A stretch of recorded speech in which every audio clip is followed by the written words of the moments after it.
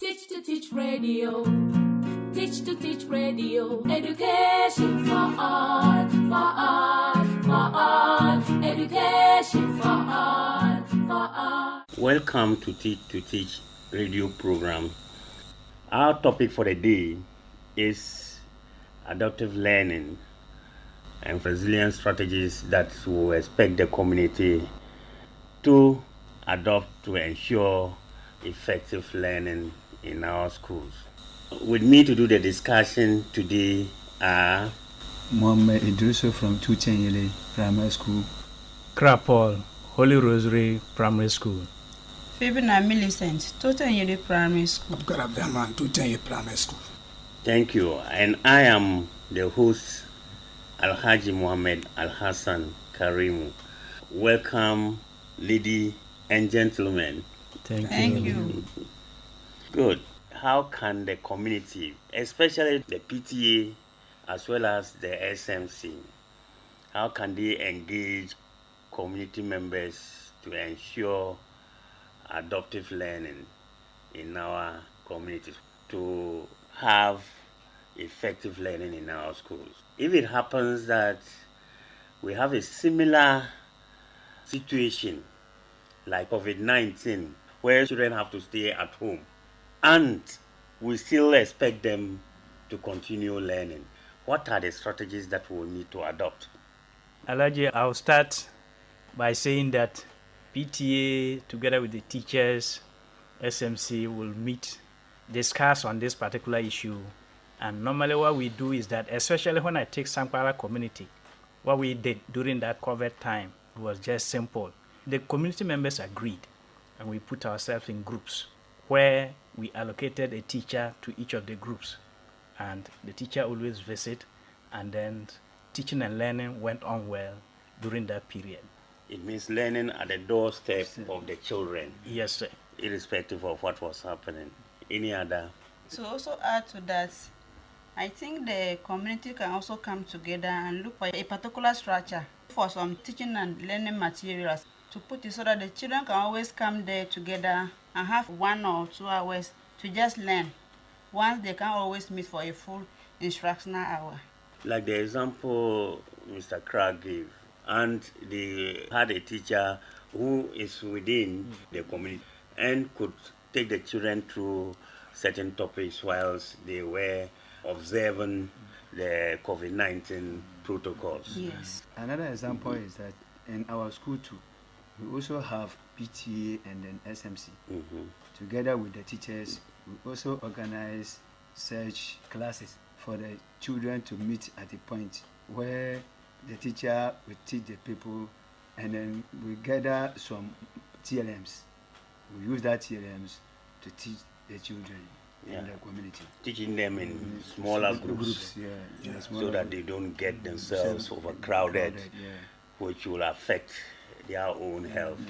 You did well. Let me also add, PTA and SMC can also organize awareness programs like debates, cultural dance, like our traditional dance, so that also encourage the people to always in school. Good. Any other? Yes. I would like to add one thing. We also encourage parents to insist on their children individual learning at home. And that one too is very important, and which we did it before the group one is also there, and then the individual learning at home was also there. Very good. At the same time, we even invite the parents to come and see what is happening there. For the parents who encourage their children to also do the individual learning in their house, it's supposed to come from the teacher. We have to give them more homework so that when they go home, their parents can assist them. I think that one can also help. PTA and SMC can also organize PTA meetings to educate them how the importance of education is. Let me also make it complete. The COVID time, we were given some textbooks, and they were simple questions where the children at home answered them. And when teachers follow up, we look at the questions and then we mark it and give it back to them. So they were using the books at home. Whenever we visit them, we'll help them, mark it for them at home. Will you agree that the use of mobile phones or radio can make an impact or can be taken as an aspect of resilience strategies to enhance learning? Yes, I will agree. Let me come to the radio side, like T2T. It helped a lot because looking at this, when I was in Tochenyele, T2T came there and trained the parents there. So anytime that they are going to have a radio discussion, everybody will sit together with either one radio or two radios. They will sit and listening, after which they will contribute a lot. So it helped. I also want to come in, Alaji.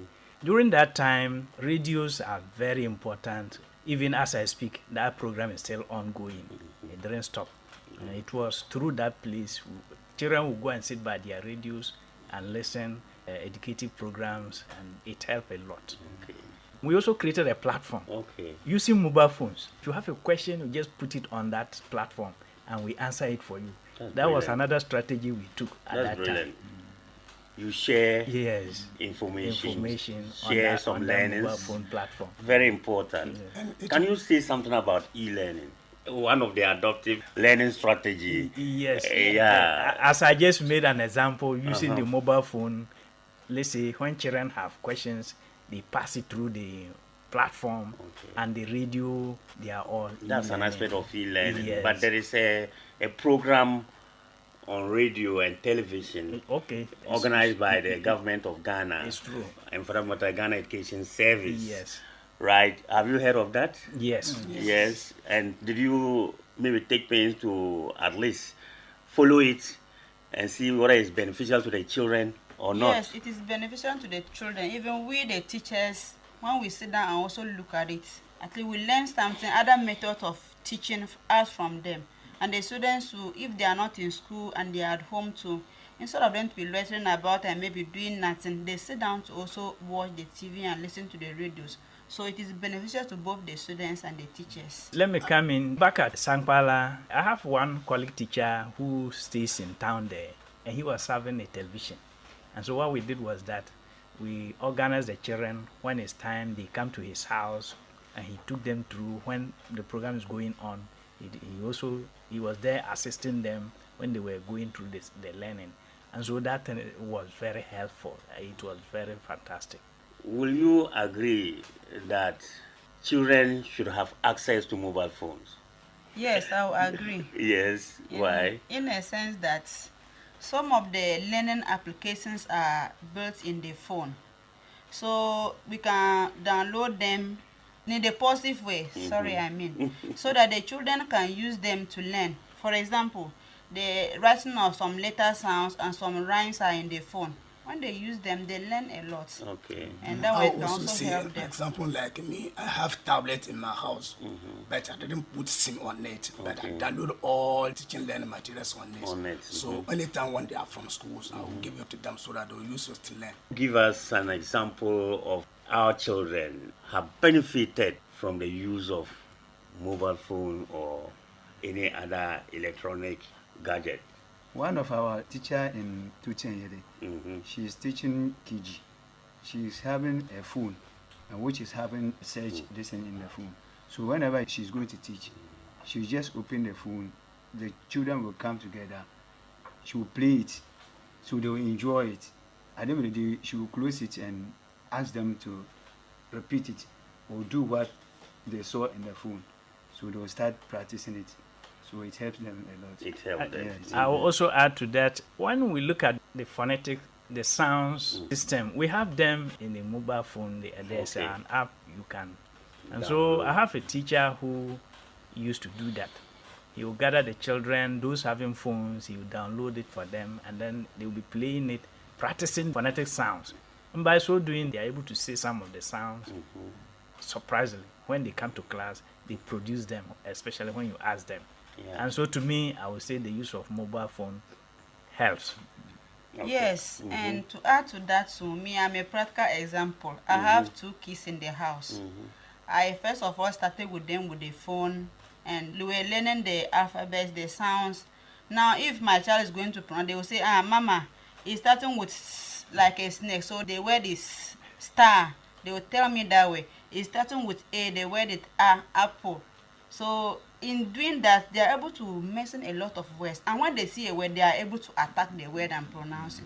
So I think it helps. And during the COVID, they didn't stop attending school. Yes. They continued They continue. and used radio as an adaptive learning strategy to continue their classes. So what will you tell our parents, community members, particularly those who have the wrong perception that children should not use electronic gadgets such as mobile phones, or else that it will put it in a local way that it will spoil them. They will go Yes. astray if they are fond of using such gadgets.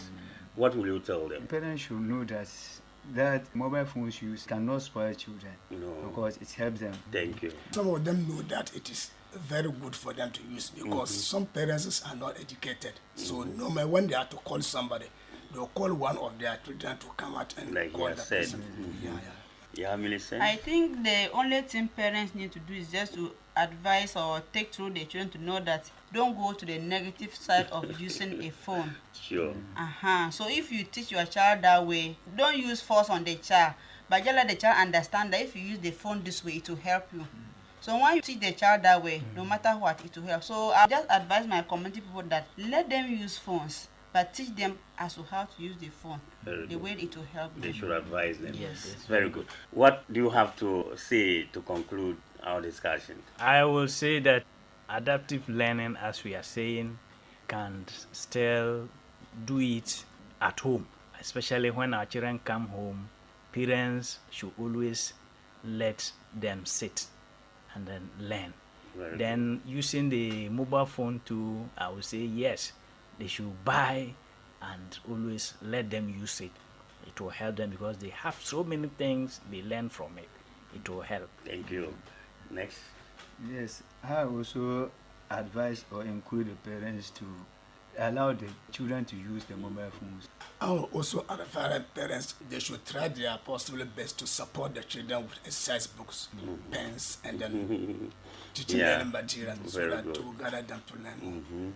Yeah, I also Millicent? say that adaptive learning can be used anywhere, either in school or in the home. And the phones side to teach the children how to use the phones. So let's direct them as to how to use the phone so that it will help them to learn through the phone.